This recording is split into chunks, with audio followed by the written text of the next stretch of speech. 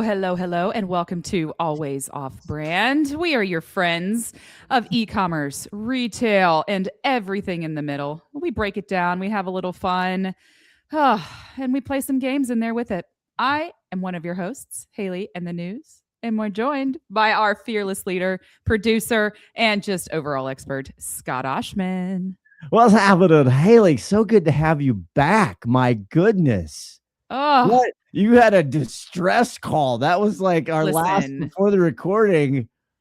I mean, SOS. talk to me, Haley. We all know the farm with the 6 dogs, the 300 chickens. I don't know what else you got going on there. So, listeners, I bailed on the podcast last week. Oh, we talked. Don't think we didn't talk about it. Oh, I haven't listened. Great. I just had a really bad week. And then the morning came around and it was just like one shot after the next shot. And then the third blow came and I'm like, that's it. Haley's done. I have a coyote I made eye contact with this coyote on like Tuesday afternoon. And on the following night, he came in and took out like half of my meat birds. So like anywhere between 16 and 18 meat birds. And then wait, say that again. I don't know what meat birds. I am raising meat birds, like as in birds that you eat. Okay. Like chickens. I'm not tuned with the vocabulary. I don't know the nomenclature. Anyways, of chickendom. I'm walking the neighborhood because for those of you that don't know, I have no farm anymore. I live in a regular neighborhood on like maybe 3/4 of an acre. It's not a farm, and I've got neighbors coming and knocking on the door saying, hey, can you come get this dead chicken out of my yard? Because the coyote had taken them and spread them around. And then I think the hawks were picking them up and dispersing them throughout the neighborhood. So that's fun. The circle of life. And then, since we're here listening to Haley's life saga, Matt Brucker is never home. Matt Brett Brucker. He's never home. Actually, he was home for a while there, and I was a little unnerved. Yeah, same. Yeah. And so he's been gone for the majority of the month. I think he's been home like one day. He's home today, though, which is why I'm in a good mood because he was able to clean up the dog accidents this morning, not me. Yeah, we might need to talk about the dog accidents. Actually, you don't want me to talk about it. The funniest thing is you send this beautiful text message right before we I was pissed about how all the dogs have crapped everywhere, this, that, the other thing. The day before, I had come home and one of the old lady dogs, I got 3 dogs. I come home, I don't know who it was. The young one is in their contained crate, big crate, which he loves. And I come home to just a big, gross, disgusting pile of turd. And I'm like, and I have a call in 20 minutes. And of course, the wife isn't home. So why can't they go outside? Why do I have animals? That's the bigger questions. That's a great question. I'm starting to question myself on a lot of levels for that. Anyway, we're so glad you're back. And the reason Summer Jubileer is not here today, she has a good excuse. Way better than mine last week. She has a good. We usually try to anybody not here, we give them a lot of crap because we love each other. But she had the opportunity. Her employer went to bat months ago, actually, and they had this whole lottery to get tickets here in Seattle, U.S. against Australia World Cup game today. It's going to be. Are they playing at the Sounders Stadium? Where are they playing? Well, it's Lumen Field, but Lumen Field has come in and they've taken all the things off. You can't say it's Seattle Stadium is what they call it. But yes, so you can't. Noon Pacific. Yeah, they're playing at the big one. They'll be. It's sold out. The nosebleed seats are like $1,900 per piece. Insane. She got in early, so her and the boys are going. That's I'm very awesome. excited. And Summer said she had fabulous seats. They're like down kind of in the front. Like the Jubileers, primo. Okay? It's the Bougeliers. Okay. The bougie Jubileers. They do nothing half-ass. Everything is sweet, like everything's highbrow. Scott, I want to add that to our merch t-shirt collection. Bougeliers. The Bougeliers. I love it. Well, guess who else is probably pretty bougie? Oh, yeah, I know. It might be our guest. Have we got a guest for you? Now, a lot of people, I'm going to guess a lot of the Faithful 48, they don't know who this cat is. They don't know who this woman is. They're going to. But let me tell you, you're going to want to know her. You're going to want to follow her. You're just be like, who is this lady? And I need to know everything about her and what she's going on. Let's start the music and we'll get her to the YouTube stage. We are on YouTube, ladies and gentlemen. Just a reminder, look for Always Off Brand. All right, let's bring her to the YouTube stage.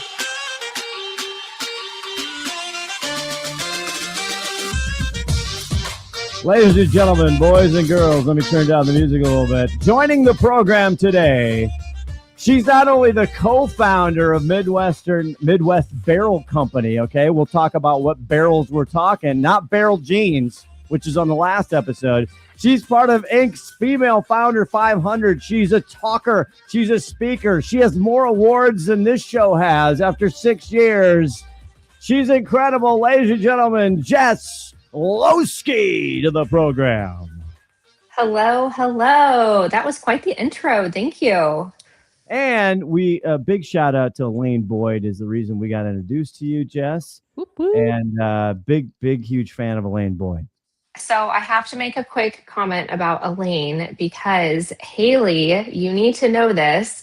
Elaine has a talk called Why You Shouldn't Name Your Chickens. And I'm going to have to send it to you. But she has a talk on why you shouldn't name your chickens. Wow, that comes in hot. We haven't even started and she comes in hot. How did I not know this? I'm so excited. Thank you. I know. Has she AI'd the chickens? I mean, is this what she basically created agents for the chickens? No, a little spoiler alert. So yes, Elaine is your AI gal for everything you have to know, but she also, she's written a cookbook.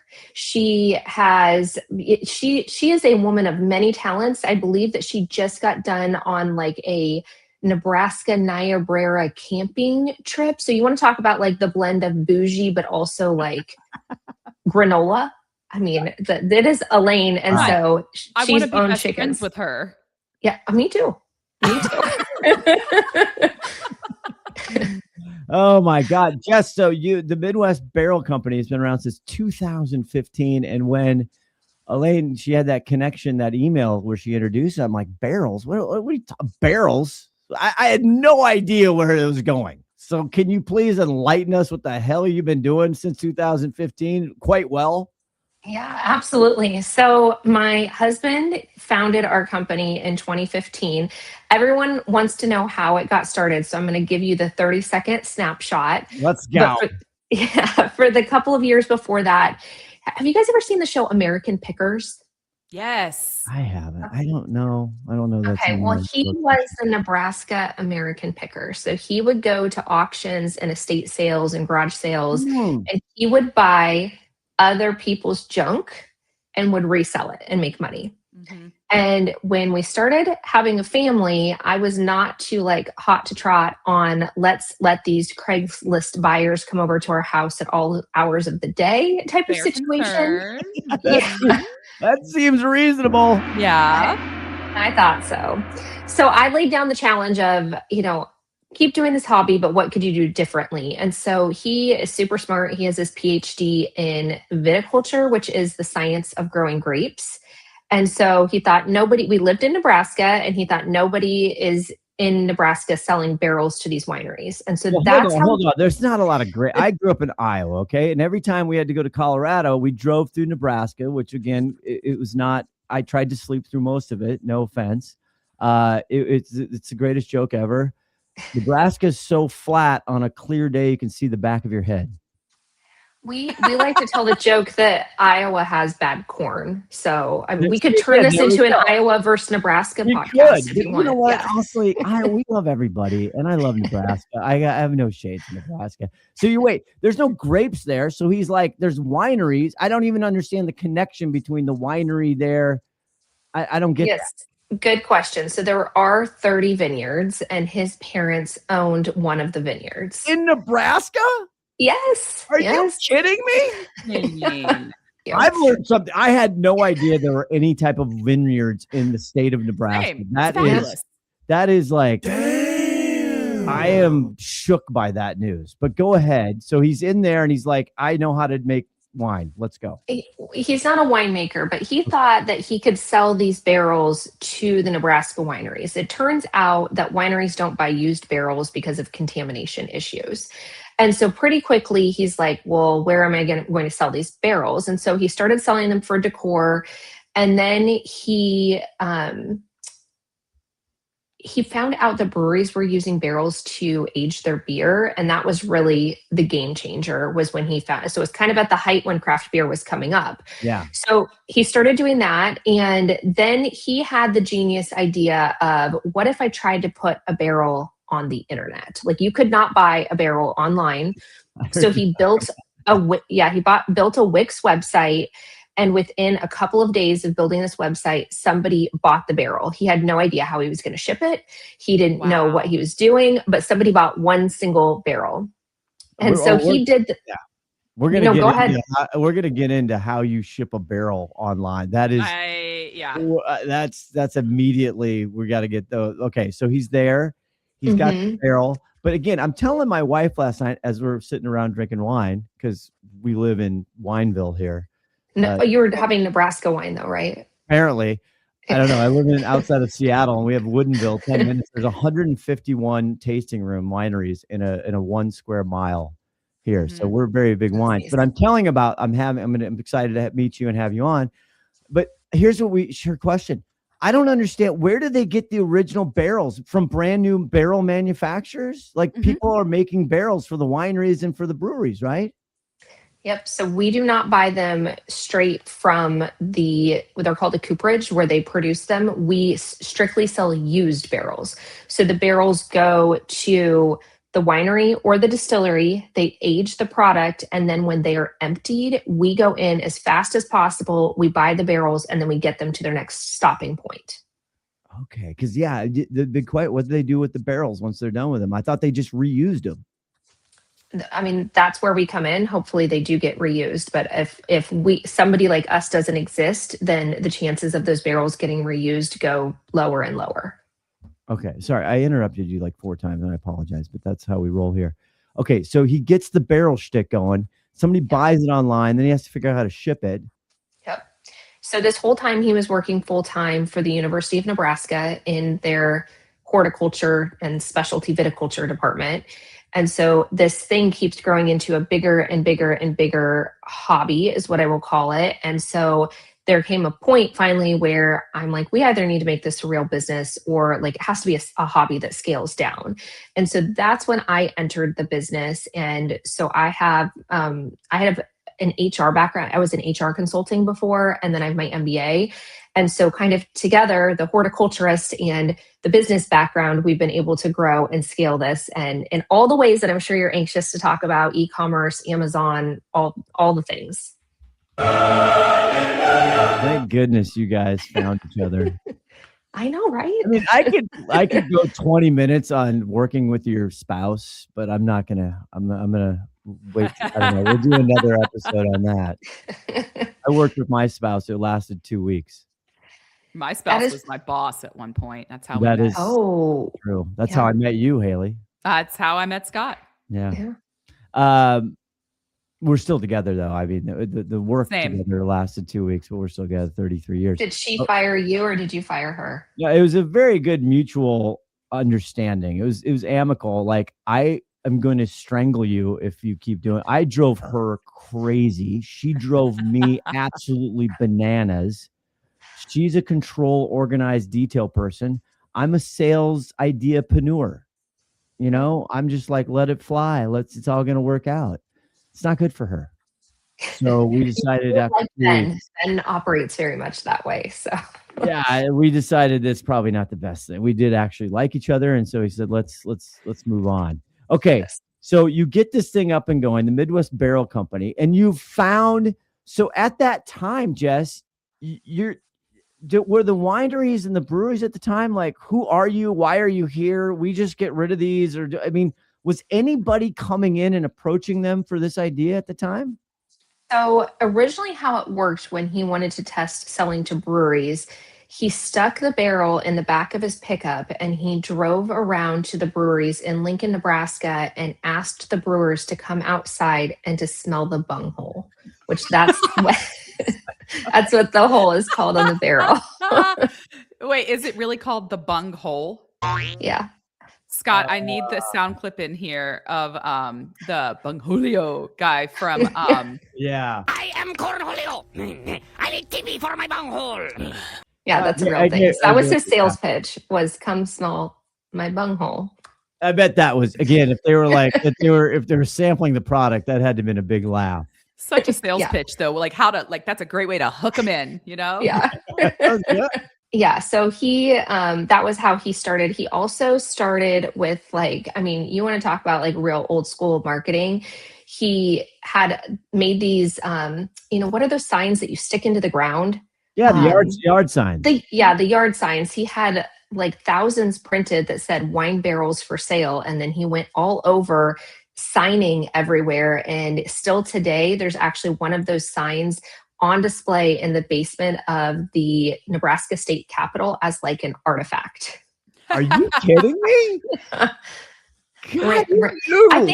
I think if I start playing two truths and a lie, that's going to be one of my truths that I start introducing. Sure. Yeah. Or fun fact game. How many fun facts do the Losekes have? Good grief. So okay. that's like the impetus for the business. And when I really started, so we had built this Wix website and then it wasn't pretty. And so I really started getting involved behind the scenes where I'm like, you've got to take this really ugly thing and beautify it.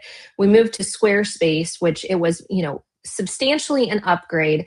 However, we quickly ran into the business problem that both Squarespace and Wix were built for you add one barrel to your cart and it charges you for the shipping of one barrel. You add 2 barrels, it takes the shipping cost and it takes it times 2. And as we were selling more B2B, that was not the experience that we wanted because the shipping cost would be reduced based on location, based on weight, based on dimensions, all of those variables. And so within a very short amount of time, we went from building the Squarespace site to upgrading to WooCommerce and doing a table rate system to going to Shopify Plus. And so that was pretty much I'll call it a 3-year period where like I rapidly iterated on all these different e-commerce platforms to land on what we still use today as Shopify Plus. That's such a common evolution of people because again, Wix and Squarespace, they weren't shopping carts, right? They weren't really good at the shopping cart part. And then WooCommerce today is still, because it was part of the original web, like everyone, if you had a website, that was the e-commerce side. So very common. Okay, now you're Shopify Plus, you're killing it. And then how you talk about before how you have kind of you have two personalities as far as the business, right? You have this B2B thing, which you're selling, wholesale, and you have that whole thing, but also you're like a D2C business. Yes. So that's been that's been one of the more frequent obstacles that we've run into is anytime that you're selling, you really want to have a primary avatar or an ideal customer profile, whatever you want to call it, where your website is built for the person that's going to land on the site and they think I'm at the right spot. They don't go through that in their mind, but they feel like I'm at home. And we've had 2 totally different verticals that we sell to. So one is B2B to breweries, and then the other primary one has been direct to consumer for somebody that is going to be a bourbon or a beer enthusiast. And then there are definitely secondary avatars that we sell to as well. But how do you create a great shopping experience that, really caters to both? And that's been challenging. And so as Shopify has evolved, they now have a wholesale B2B platform, which had they that like 3 or 4 years ago, that would have been super ideal. We would have built the website around that. However, our customers have come to expect that D2C shopping experience. They want transparency, they want availability, they don't want to have to log into the back end. And that's really how we've gained a lot of traction and trust with our customers is you get price transparency when you land on our site. And so we have not gone to the B2B portal, but we've really focused on still maintaining that direct to consumer shopping experience that allows for B2B buyers to be input into that. It certainly comes with challenges, but that's still where we've fallen. Okay. And then, so what is the ecom part? Is that a small part of the whole enterprise, or is that No, it's big. It's big. Yeah. Okay. Yeah. It's hard to tell on the e-commerce side, like when you're asking, like, do they actually transact through the website, or do they use the website for information and then they call us? But I would say somewhere probably 25 to 35% of our customers will actually transact on the website. And then we get a decent portion that they still want to talk to a human. They still want to understand the shipping components. So they'll call us. They still actually do process their order though online. So we create, this is super technical, but we create what's called a draft order and we send it to the customer and they complete their order through the platform. So that way we have all the analytics and everything to align with that. That's fabulous. And so as that kind of evolved and matured, at what point did you launch Amazon? Okay, I want to say that we launched Amazon in 2019. I might not have the date. It might have been 2018, but 2018 or 2019. And we actually launched on Amazon Handmade first. Oh. And yeah, so we were there for quite a long time, and there was a lot of benefits to being on Amazon Handmade, and you could kind of skirt around a lot of the rules, but we kept constantly getting dinged. And so they would freeze our store or they wouldn't allow us to do things. And then we couldn't, I'm blanking on the name, but what is it called when you get your branding on your storefront? The Amazon store, the brand registry. I think it's the brand registry is what I'm referring to. So you have to be on the actual real Amazon platform for a specific amount of time before you can apply and be admitted by their brand registry blessing. And then you get access to actually have your branded pages. And so we at some point made the decision of knowing we have such a strong brand and we love the brand recognition that we wanted to be able to have a branded page. And so we made the leap to leave Handmade and had to wait out. I think it's like a 2-year waiting period before we could actually get our trademarks and get everything loaded in there. That's you have to have the trademark to have brand registry. Okay, maybe that was it. Maybe we didn't have the trademark, and so we had that must be it. But then we had to, so we had, yes, okay. Now that's making more sense. Yeah, you have to go do all the USPTO and the Trademark Association. You have to apply for it. You have to get, and that takes forever. And depending on 2018, 19, it was quick. Then when COVID happened, it took like a year. So it's a long process. So that makes sense. Okay. It is. Now we're getting it. Okay, now great. We're getting it. But Haley, I think you're thinking the same thing I'm thinking. How I don't even I can't, how do you ship a barrel and make $1? I don't care if it's e-commerce, but Amazon, the one thing they've been for 20 years, they're really bad at and still are, is shipping humongous, heavyweight, oversized stuff. Well, it looks like they're all FBM. They are. So yeah. But how do you make any money shipping a freaking barrel the size of, I don't know, a small child? A barrel. Yeah. So it costs probably, the shipping rates always change, but I want to say it costs about $180 that we pay to ship a barrel, one single barrel. Wow. And so it's very expensive. Hold on, I have to, oh my God. Oh my God. 180. Oh my God. Mm-hmm.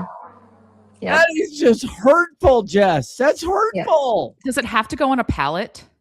Well, it doesn't have to, but we do prefer to send, if they're going to go to your door, we do prefer to send it on a pallet because, and especially if it's engraved or anything like that, then we absolutely will send it on a pallet just so it doesn't get damaged. But for the single barrels, they will frequently not go on a pallet. We actually had a really great UPS rep at one point, and this is when our Amazon store really took off, that worked with us to adjust. We're at 1 inch over the height.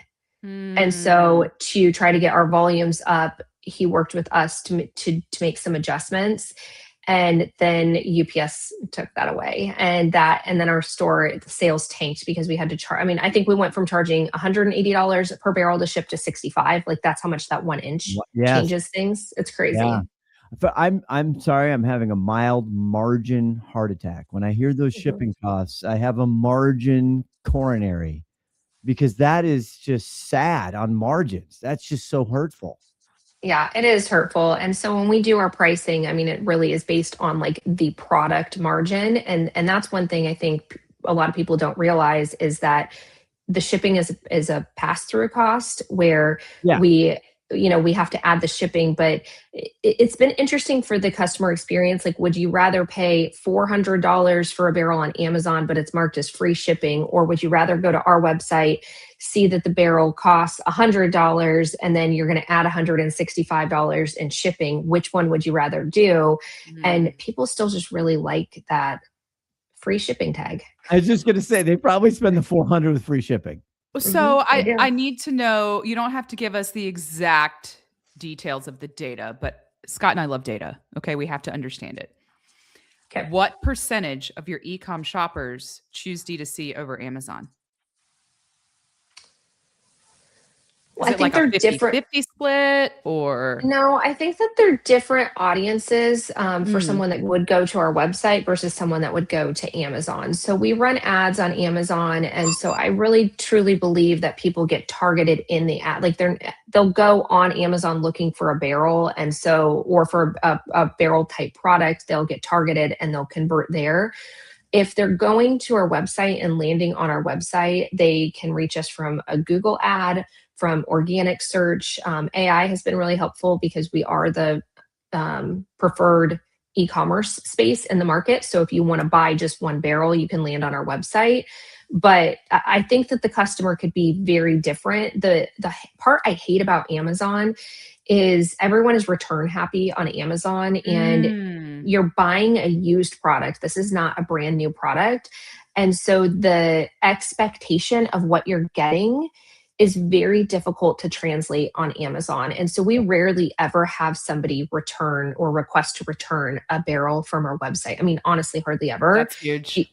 And it is, but I think that's because we get to control the customer experience. So somebody purchases, they get our email automations to let them know what to expect, when they're going to receive it. They have a question, they can call and talk to us. But with Amazon, it's, these hidden, they're just keyboard warriors that are going to leave a negative review and still return their barrel. And so that part's harder.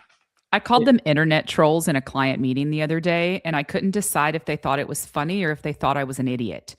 Because this one product just keeps getting awful reviews, but it's a fabulous product. It's our top selling one. It has the best repeat rate, and it just has really shitty reviews. And I'm like, internet trolls. And I thought, should I have said that? or it's the competitor. So it's a classic. Right. It's the competitor. Yeah.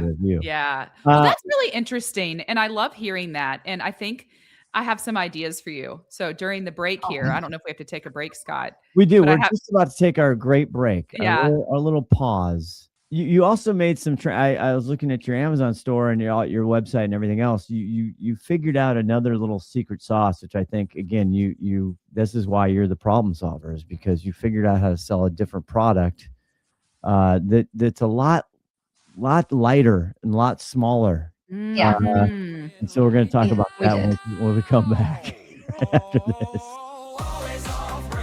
Hi, this is Joanna Wallace from Creative RX Consulting, and you are listening or watching Always Off Brand. All right, we're back with Jeff Loseke. Jess, one of the things, we're going to get into how you shifted. You're the problem solver. You've made pivots. You've had to do small business pivots. One of the biggest pivots that's going on culturally, wow, that was hard to say. Nobody drinks anymore. Nobody drinks. Nobody goes out. Nobody does anything anymore. And when you talk about generational changes, Gen Z and even the younger millennials or the tweeners in there, and I can speak anecdotally for my daughters, a couple things. They're too into fitness. They're too healthy conscious. And they don't go out and go to bars every night because they're on their phones. And I don't know, they'll talk to me about what's going on. And then you also, enlighten me. I thought this was just a U.S. problem, but apparently it's not. It's global.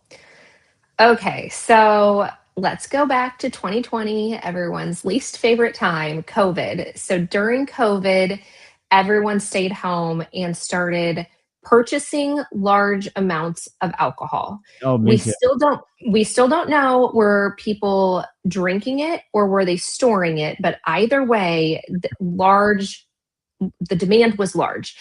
And so distilleries responded. So they started scaling substantially. And this was not just in the US, this was globally. So this is, India, China, Scotland, Ireland, and then the US and the bourbon world. So large amounts of money were being poured into the whiskey industries. And everybody thought that these volumes were going to sustain. The problem with whiskey is you are producing for a future date. So a whiskey is going to stay in a barrel for an average of 4 years, sometimes longer, sometimes shorter, but typically about 4 years. In Scotland, they will reuse barrels over and over and over again for up to 40 to 50 years. But in Kentucky, with bourbon, you can only use a barrel one time. And so that average is 4 years. So in 2021, 2022, they really were producing for 26, 27, and so on.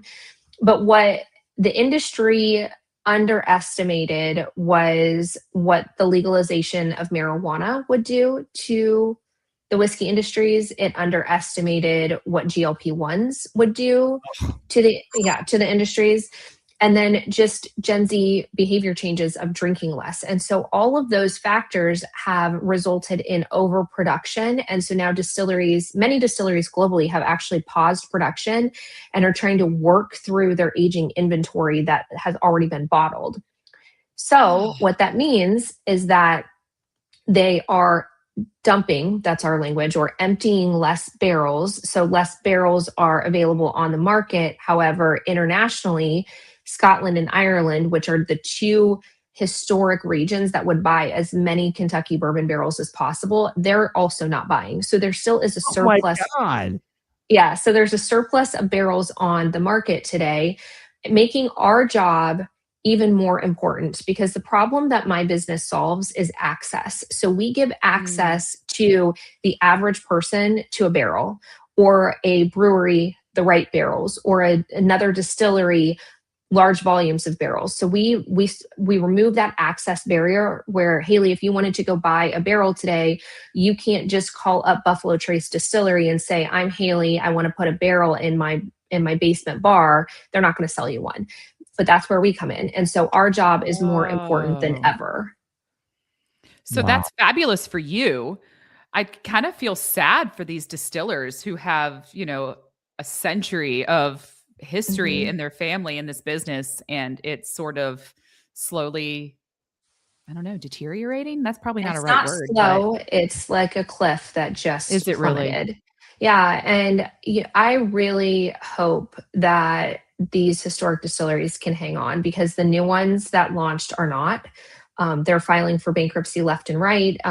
There are some buyers out there that are buying some of them, but there are distilleries that had millions of dollars invested that they never even got online, or they just started production and then they went under. And it's just a really sad thing for our industry. It is something that I believe is going to bounce back, but the industry experts are saying it's going to be a few more years before the volumes really pick back up. But again, placing the importance on this, because we're a sustainability company at heart. We want every single barrel to be reused. And when the barrels don't get reused, what happens to them? And that's always the big question. So we believe in the life cycle of the barrel. And so we've got to get these barrels from, our warehouse to their next stopping point as fast as possible. Wow. So I know that really brought the mood down, guys. No. So there was the craft beer thing, whatever. Then there's been massive consolidation, just like every industry. So the huge beverage companies in Europe, they bought Anheuser-Busch. They bought on the beer side, right? But the same thing is happening in wines. All of a sudden, we have Saint Michel here in the state of Washington.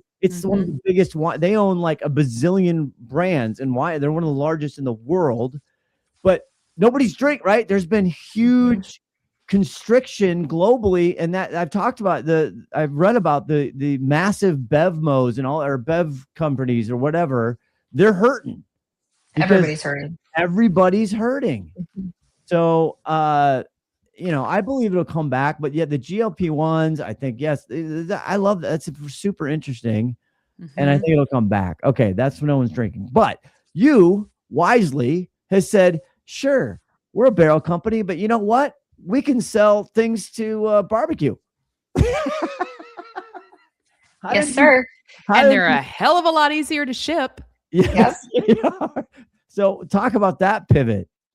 Yeah, so this actually comes out of the whole sustainability mission. So as we started buying more barrels, so when we were in Nebraska, which I didn't mention kind of the transition, but we started the business in Nebraska, and then in 2023 we relocated to be closer to the source and eliminate the shipping cost from Kentucky to Nebraska. So when we were still in Nebraska, though, we did not repair any barrels. So what does that mean? It means for a barrel to be able to hold a liquid a second time, whether that's going to a brewery or another distillery, it has to be liquid grade. So it cannot leak when it is refilled. And when the barrels are emptied at the distillery, they start to dry out immediately. They are then transported, and sometimes they get damaged. And so inevitably, some percentage of the barrels cannot be used to be refilled unless they are repaired. Well, being in Nebraska, we did not do any barrel repairs. It is called coopering. It is a very centuries old skill, and it is very technical, and it is not something that we do in-house. And so we had these barrels that they didn't make the cut for aging something, but they also weren't very pretty. They were kind of damaged, and we didn't feel like if I always think about myself as the end customer, and if I got this from Amazon or from a website and it showed up on my doorstep, would I unwrap it and feel like, man, this is a great experience? And so that we had some barrels that, nope, they didn't make that cut. So Ben, my husband, he had the idea of, well, what if we chop up this barrel and sell it as smoking wood? And he just started doing that. And I want to say 2020 or late 2019 is when we started doing it, because I have this very vivid memory of getting COVID in December 2020. And we had all these orders for Christmas gifts, but we had to quarantine. And he is in my basement, he's in our garage, which our room, we have a split level. It was over the garage, and he's just hand cutting all of these smoking chunks. And I'm in the bedroom, double masked, double gloved, and I'm adding labels to the packages. And so I'm pretty sure around that time is when it started. But yeah, it totally is a sustainability mission where we don't want to throw away any single part of the barrel. So how do we use it, and how do we create something that is truly valuable to another user?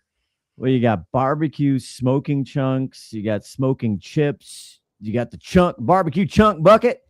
And we don't sell the chips. We don't actually do the chips anymore right now because are they out of stock or still in stock? I don't know. I see them on your website. That's all. Yeah. So the chips have been a hard one to produce consistently. So that's a thing where when you're producing a product, you want to have consistency with it, and that one's been harder. So the chunks and the pellets are where it's at. Well, what a business! I mean, how big is that business? That one is growing and emerging. It used to be a lot bigger when we had a pellet producer, but that producer burned down, which is apparently a very common occurrence. Oh, no. Yes. And so their shop burned down, and then the price of the barrel in 2024 skyrocketed. And so we suddenly couldn't produce the product at a price that the consumer would pay and still make a profit. And so we just paused, but now we're back in the pellet game. And so it's very exciting. So it's a good place to be. We just started working with a distributor as well to get into more locations. And so we're really excited to get our pellets and chunks across the whole US. Well, I'm looking at your other offerings, and there's decor items. There's the slats that you sell, and the plugs, and just you've really added to the SKU assortment, which is a great way to grow revenue. And it's probably more profitable, right? Are the smaller ones more profitable than the barrels? I got to know. We don't have to Yeah, put this live.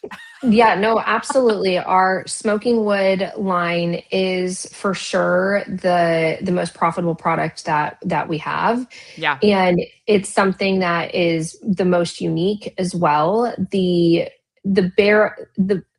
more expensive the product, the more niche the customer is going to be, and typically the less wide the margins. Yeah, right. For sure. Right. Yeah, it gets compressed with your audience drinking, but that's just really interesting to me. I love what you guys are doing. I love the sustainability side of it. And I just think there's so much opportunity with you just owning. I think you could be the category leader in this like niche market that you have, which is fabulous. So where I really want to go, Haley, and so I would love, for anyone listening to this, really, is I really want to move into a kind of like a boutique category for men's gifts.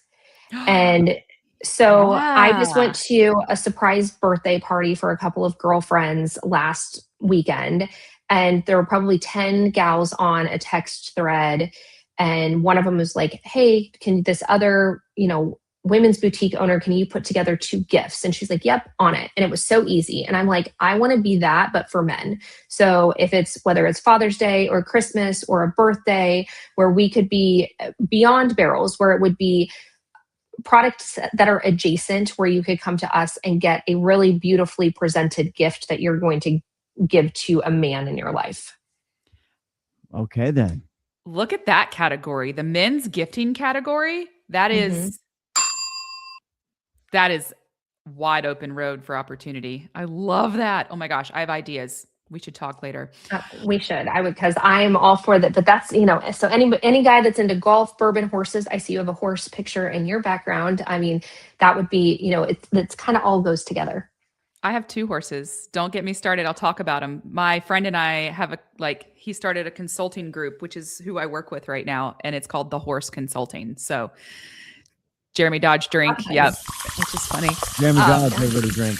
Yeah. He's great. Yeah. So we're consulting. All right. Didn't you have some AI question, Haley? Yeah. So I want to understand, you mentioned earlier that you're serving in these LLM queries as sort of one of the top placements consistently. How are you doing that? Tell us the juice. Yeah. So the juice is that it is based on all of the work that we have done over the past really probably 7 or 8 years. So it's blogs that we have written. It's SEO that we have placed on our website. It's being a content authority leader. I don't have a copywriter on my team right now, but until probably a year ago, I did. And I'm okay. We're going through a big transformation right now where I am literally reorganizing how the entire business is run. So everything is run with the thought of AI in mind. So marketing is my passion. It's what I love. And so moving from SEO to SEO and GEO, and really thinking, how are we getting found in these LLMs? So if you go type a whiskey barrel for sale, we might not be the first one that's going to pop up in an LLM.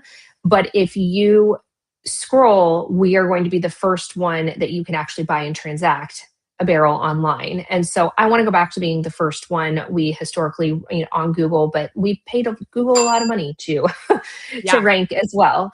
And I'm really excited with a lot of the features that Shopify is coming out with right now, where they're moving to this agentic model where you can get featured on LLMs and just on regular old Google or other site placement. And so I'm really excited about where that's going as well.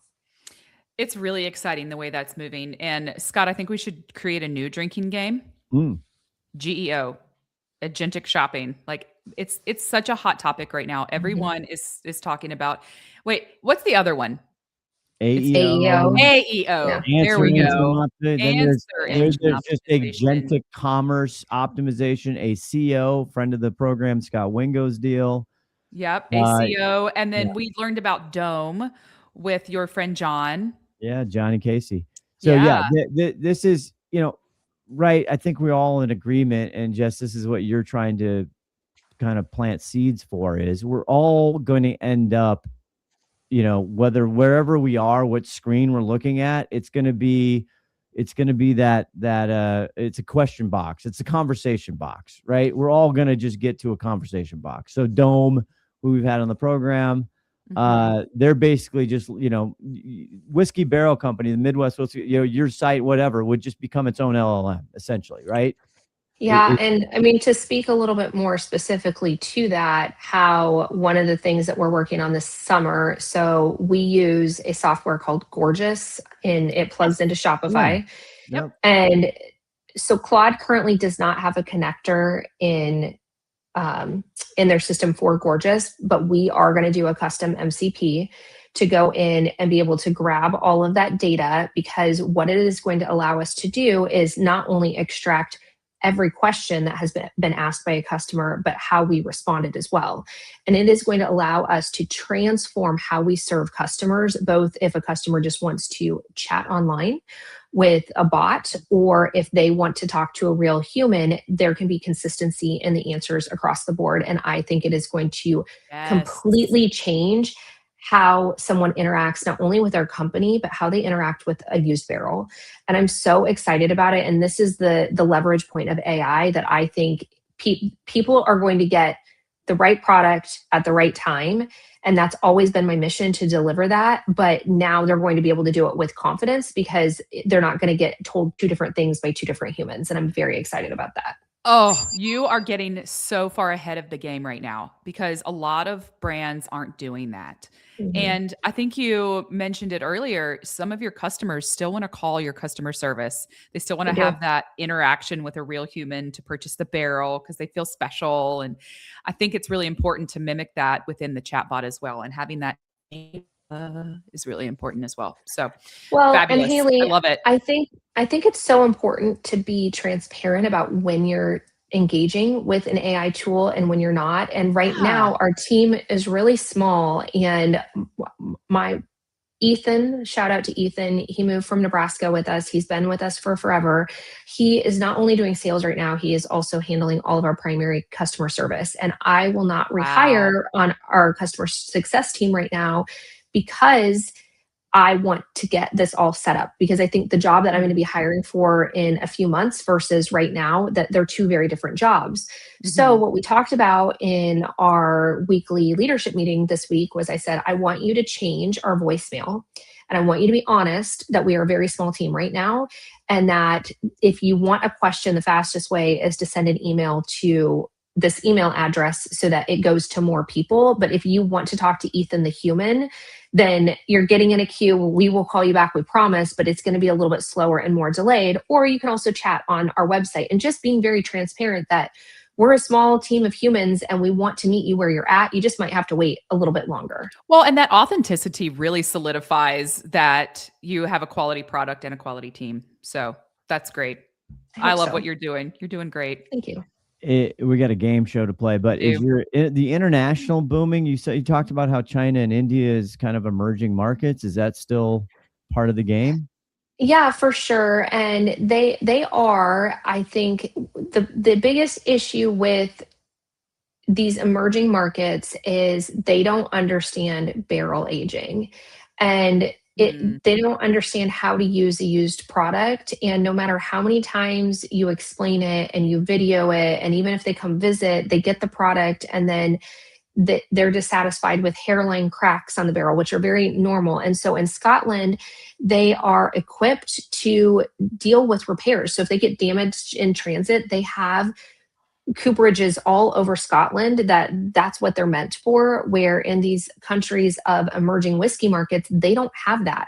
And so we're constantly battling, how do we deal with it when a customer wants refunds or credits on future and suddenly the margins are out the door. And so we really are moving into a place where we are a boutique international firm. And what that means is we will work with the right international customers, but for somebody looking to buy mass quantities at the lowest prices, we are not the partner for you. And And so we're just getting really picky, and we do have some really good international customers that we will continue to work with, but we're, going forward, we're being a lot more selective. Love it. That's wise. Great. All right. Well, it's that time. It's the time for the game show, Sweeping the Globe. What's that keyword coming up next? Hi, this is Elaine Boyd, CEO of Biggest Goal, and you are listening to Always Off Brand.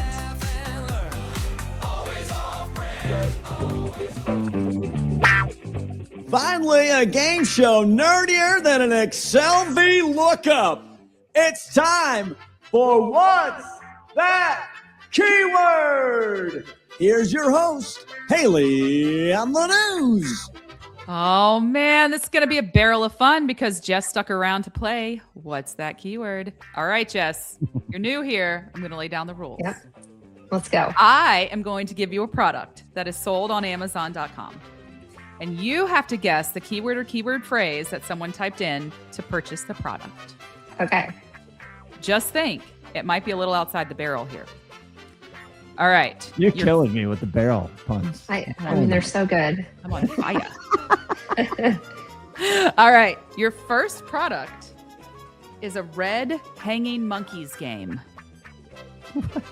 What is a hanging monkeys game? It's a red hanging monkeys game. It's ages 3 to 5. Wow. Okay. Unique games for my bratty kid. Wow, that's a long tail one. Wrong, but it's a good long tail word. Let me see. Just toddler distraction game. I don't know. You guys are killing me. I have no idea what this is. It's a barrel of monkeys game. Oh. You know, the plastic barrel of monkeys that you stack and see who can. Yes. You guys That's are a good killing me. one. That's a I good love it. one. All right. Now that you're warmed up, Jess, here we go. Here's your next product. It is an aluminum drum opening wrench. Aluminum drum opening. Oil barrel. Is she right? The buzzer's a little too much, probably. Can of whoop ass. That's what I wanted. Let's open up a can of whoop ass. I was looking for bung wrench. Oh, bung wrench. Share the screen. That's a good one. There it is on YouTube. You can see it. An aluminum. I really wanted to say bung hole wrench, but I didn't get that lucky. I'm sure Amazon has that flagged as an adult phrase. So you do have to be all things alcohol related. Nobody likes you. Google doesn't like you. Amazon doesn't like you. No. You got to be careful. Yep. All right. Well, you know what? That was so much fun, Jess. Great job, Jess. I think you did great. Thank you. Okay, I've crossed this one off the list. Yep. We didn't have a winner today. Maybe Boujalier would have got it. Maybe. All right. That was so much fun. We'll be right back with Summer's favorite part. It's the wrap up. Smart takes, bold takes, a little bit wild. Business and jokes in the same. Hi, I'm Bryn Snyder. I'm the CEO and co-founder of Slate, and you're listening to Always Off Brand. Holy smokes. What a barrel of freaking fun that was. She is so smart. Yes. And how fun. You know, we always talk about these niche categories, and boy, did she nail the category here. I learned so much. I had no idea this world existed. I didn't know. That is crazy town. But it's genius. It is. And for someone to take their hobby, you know, she was talking about her husband sort of being this picker for his hobby, and now they do it and then maybe can make some money off of it. No, they have a great company. They've been around since 2015. They're almost 10 years. They're over 10 years old. They have a great brand, a great business. Mm-hmm. I love how she's constantly having to, they're pivoting. They're thinking about how they can optimize things and what have you. She's very progressive. And they're taking this archaic model, and by archaic I mean like barrels. Barrels have been around for a very long time. Yes. Brewing and winemaking and distilling, that's such a ingrained business, and to take it and evolve into today's e-com world and AI even. It's so fun. Absolutely wicked smart. Fantastic. Huge shout out, because Elaine Boyd was the connector there. And why, Haley? Because people matter, Scott. And you've been listening and watching too. Still rolling. 3, 2. Did you just have a little stroke? I did. And you've been listening and watching Always Off Brand. Thanks for we have 101 subscribers on the YouTube page, which is huge. Until next time, bye. Toodaloo. Hey there, this is Haley from Quickfire, and they want me to read this so you know what this podcast is part of and how to find out more if you want. Always Off Brand is a production of Quickfire LLC and a part of the Learn and Laugh series on the Quickfire Podcast Network. For more information, go to quickfirenow.com. Have a good one, and thanks for listening.